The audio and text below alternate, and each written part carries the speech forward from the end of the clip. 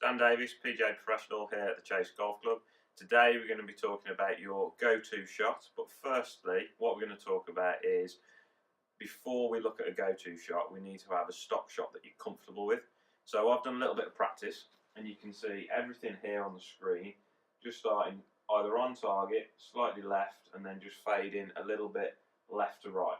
So what we want is, before you go and play, I want you to go to the range, find a shot that you're hitting that you can hit consistently.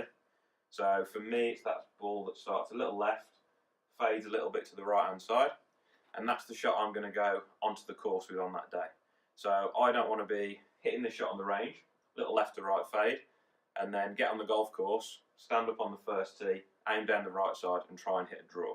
So when you're on the golf course, I want you to play the shot that you're comfortable with before you go to a go-to shot when you're not playing as well as you'd like to.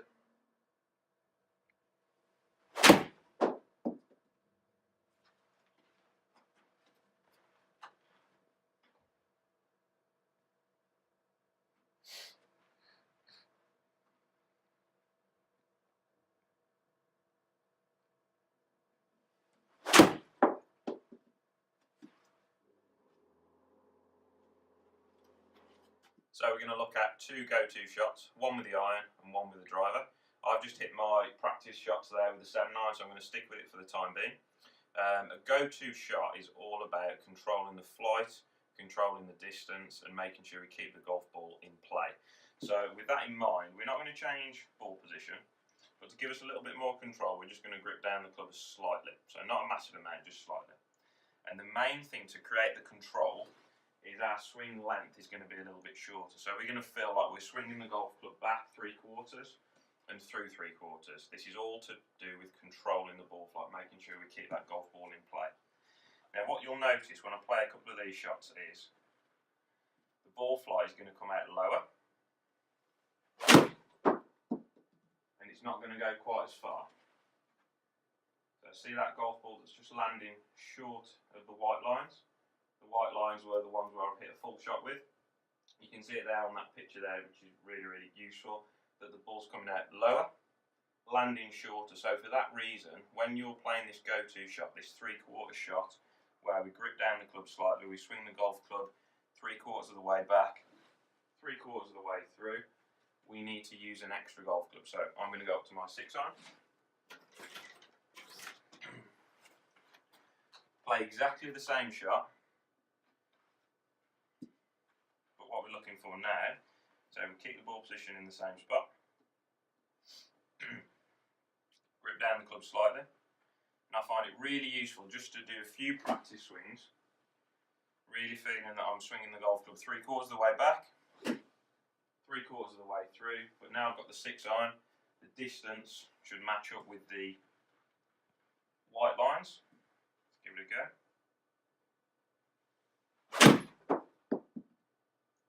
Leaked out a little right, push back up to where those white lines are.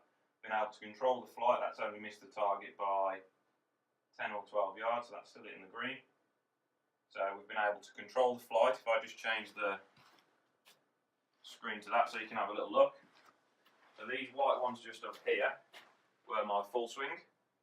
I've been able to control the flight by gripping down the club slightly, 3/4 of the way back, 3/4 of the way through. Ball's coming out lower, but it's going to be landing shorter. So for that reason, we need to go up in club, which is this one here. That's the 6-iron, and it's going to pitch around the same spot. So let's have a look at the driver next. So now onto the driver.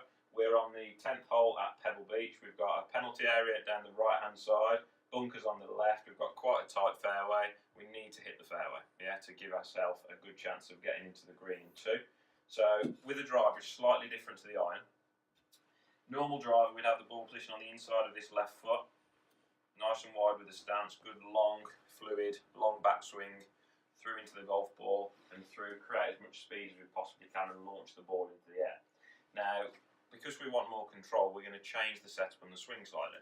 So we're going to move the ball position slightly further back in our stance. From there, we're going to play the same principle as the iron. So we're going to have almost a 3/4 backswing, 3/4 through swing. The key here is making sure you can still commit to the shot. Even though the swing's shorter, we still need that commitment through the shot. So ball's going to come out lower. So when I've been practicing earlier, as you've seen from the start of the video, my ball flight is a little bit left to right. So for that reason, I've aimed this pole just left half of the fairway to allow for that little bit of a fade. So ball position, just back of where I would normally play it. 3/4 backswing, 3/4 through swing, really commit to the shot.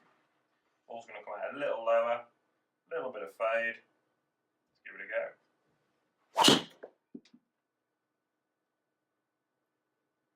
Side down the left, just fading a touch.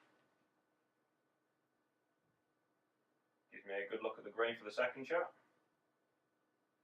I really hope you found this video useful on the go-to shot. If you have got a destructive golf shot on the course, if you've got a big slice, a big hook that's costing you shots on the golf course, I definitely recommend going to see your local PGA Pro. They'd be able to get it sorted for you and get you back on the golf course, enjoying your golf much quicker than if you tried to fix it by yourself. Now, I just want to remind you about practice. So before you go and play, definitely get to the range. Understand what ball flight you're hitting on the range and then use it on the golf course. So if you're hitting a draw on the range, don't try and play a fade on the course as your stock shot, and vice versa. If you're playing a fade on the range, don't aim on the first tee down the right hand side and try and hit a draw, a shot that you're not comfortable with. So if you've been enjoying all these videos, please comment below. Any feedback you've got, really appreciate. I'm always trying to make these videos better and more useful for yourselves. So like, subscribe, really appreciate all your comments.